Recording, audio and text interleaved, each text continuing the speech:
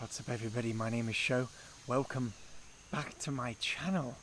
So, let's talk about the voices in our head today. The voices in our head, yes. If you've clicked on this video, maybe you have a curiosity as to how we identify, can see, become aware of, know, connect to, and then move beyond the different characters and voices in our head. The first thing that I want to say is that this is normal. Like, it's normal. I think a lot of people might not even allow themselves to be aware that they will have likely different types of voices in their head. Right? Now, when I say different types of voices, what do I mean? I don't necessarily mean you hear the voices in different tones, vocalizations, languages, abrasions, different emotions. Although you might, right? I don't hear the voices in my head. But what I can notice is the different types of the way that I talk to myself. Does that make sense? It's a very subtle difference here. It's like we don't have to be scared of knowing that we have different facets or aspects of that which we are and who we are. And learning to identify them helps us better relate to ourselves, right? If we know somebody's name, we have a better relationship with them. If we don't know their name, there's always going to be a bit of a distance between between us. Whereas in our head, we do have different voices. Now, ultimately, at its core, there are, let's say, two voices.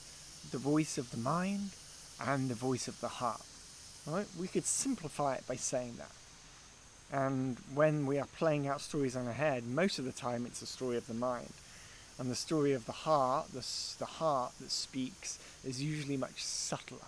It's very subtle, intuitive, like this thing. Right. But usually we'll have many different voices. Maybe there's one particular story or voice that plays out resentment in your life, and every now and then, every day, every few days, every few weeks, you might be playing out that story of resentment about that thing that happened to you when you were younger. And that story is still playing out, and it's like 20 years later, and you're still playing out the story. And that means that that story and the energetic strand behind it, at some point, has got stuck in your system, and you haven't yet felt what's really behind that character. Because each of the characters don't just express a thought, right? It expresses a strand of energy, of emotion, right? That's got caught up in your field, and you haven't yet learned to release it.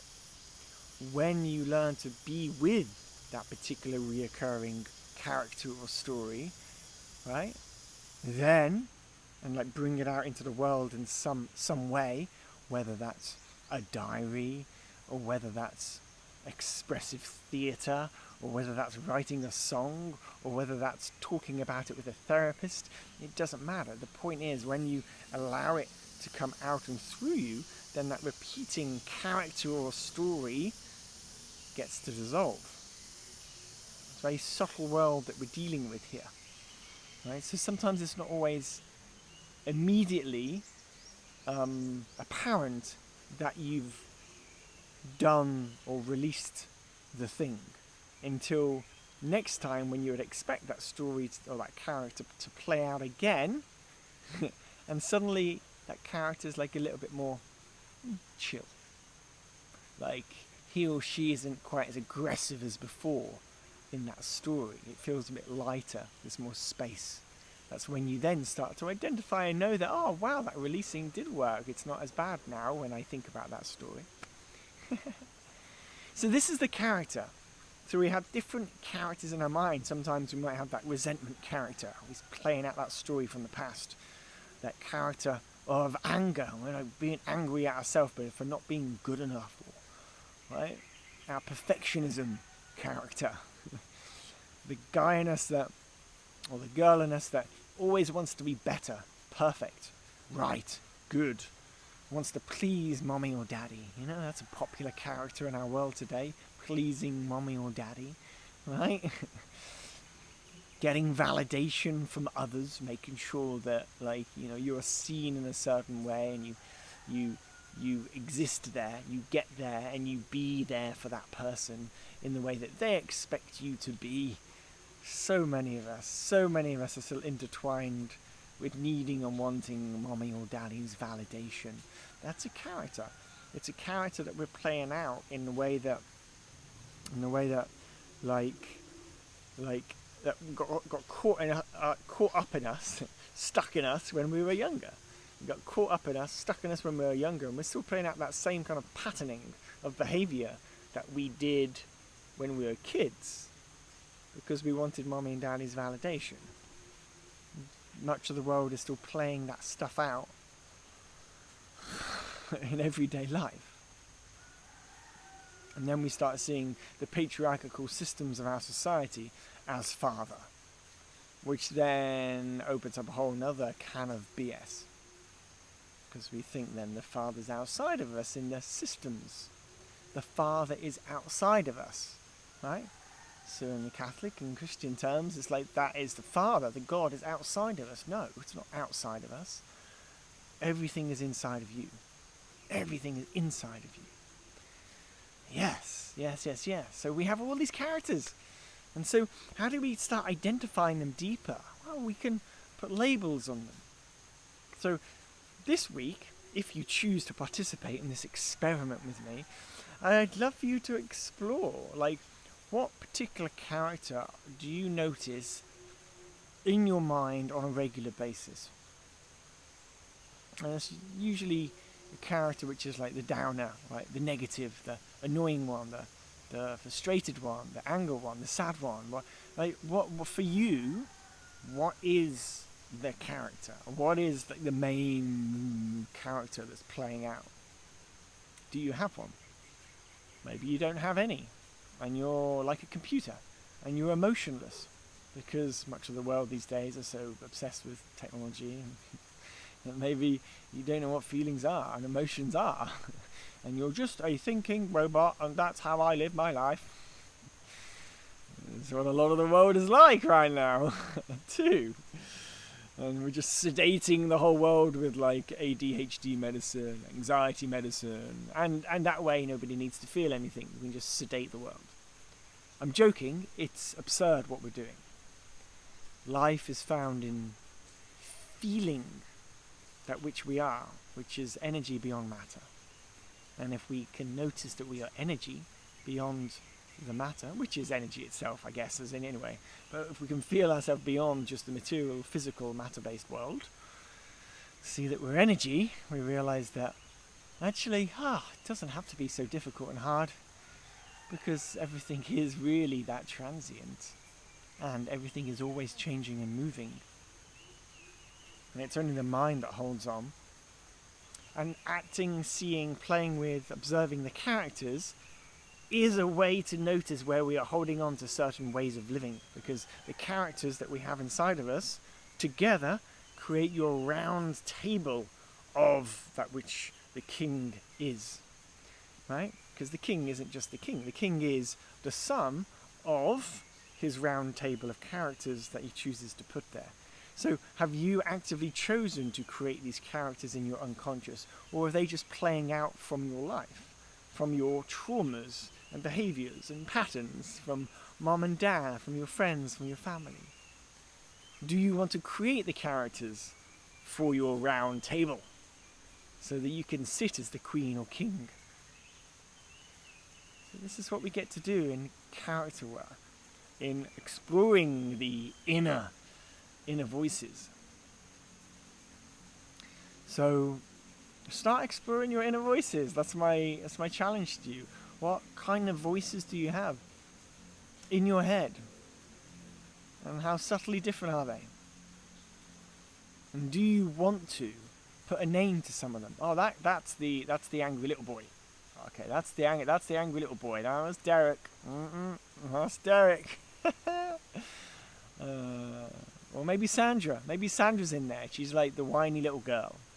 She's the whiny little girl that's not getting what she wants. That kind of character plays out on you on a regular basis, and then like you react into the world like with unconscious, dark, feminine sort of behavior, which doesn't feel very pure and light.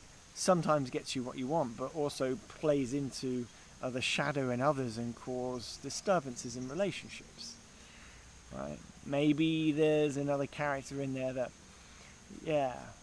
maybe there's a character who in there that's really quite sad, and when sadness comes up, no, I don't want to feel the sadness.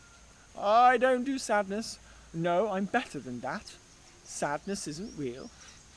Right, maybe there's a sad little boy or girl in there as well that never managed to feel accepted in their grief.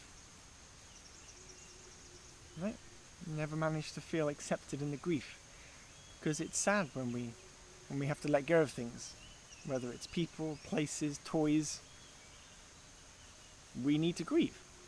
It's like a part of us leaves us, and oftentimes we haven't been given the time or the opportunity to grieve and to let go of some of these things in our life, because our caregivers maybe didn't appreciate the depth of our sensitivity as the younger generation, or maybe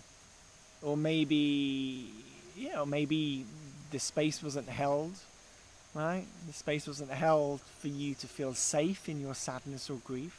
And so that character of sadness thinks that it's still not safe to feel sadness. That character, whatever name you want to put on this character. For some reason I was trying to think of a gender neutral name, because I've got a boy, a girl, I should include a gender neutral name too, and I couldn't think of one off the top of my head. So yeah, anyway, so this is another one, grief.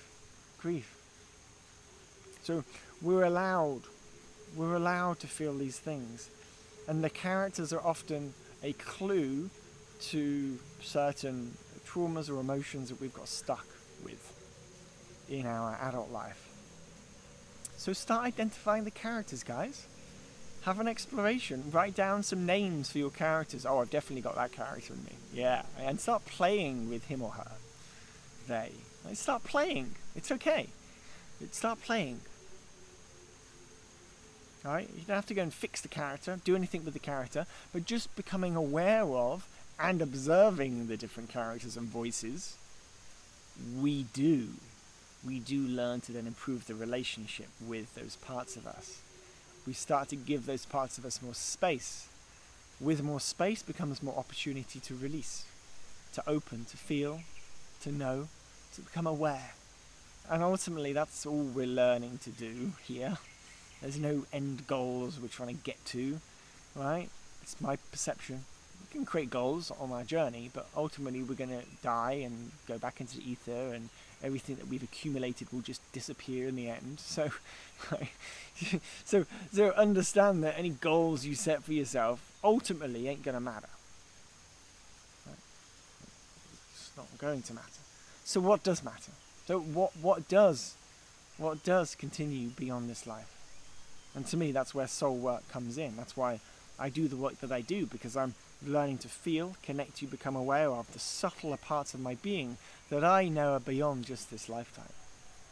Because when you get to that place of sensitivity, you know that you have arrived with certain things that you are working on from a karmic perspective in this particular lifetime. And that is more important than any transient goal of this incarnation. Completely. So that's where we can all get to in our sensitivity. Really understanding, seeing, feeling, and knowing, why am I here? Why am I really here? Why am I really here?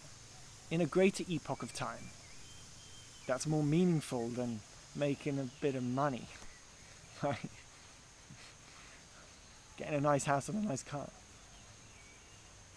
And yeah, maybe that's nice for certain periods of our life. I'm not dissing it, right?